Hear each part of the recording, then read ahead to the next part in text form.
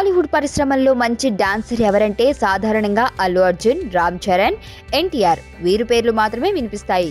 అల్లు అర్జున్, ఎన్టీఆర్ మధ్య పోటీ ఎక్కువగా ఉంటుంది. డాన్స్ విషయంలో వారిద్దరికీ తిరుగులేదు.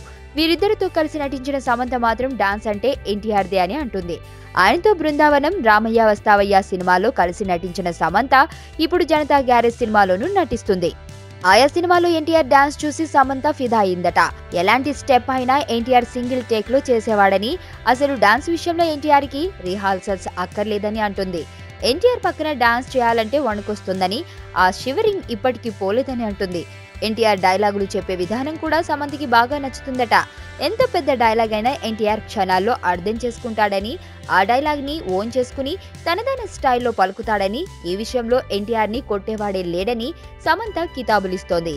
అల్లు అర్జున్ కూడా మంచి డాన్సరే అని, అయితే సన్ ఆఫ్ సత్యమూర్తిలో బన్నీతో కలిసి డాన్స్ చేసే అవకాశం పెద్దగా రాలేదని, బన్నీ ఫ్యాన్స్ హర్ట్ కావద్దని చెప్పుకొచ్చింది సమంత. వైలెన్స్ లేకుండా చూడగలిగే లవ్ స్టోరీలు ఎప్పుడు వస్తాయి కదా.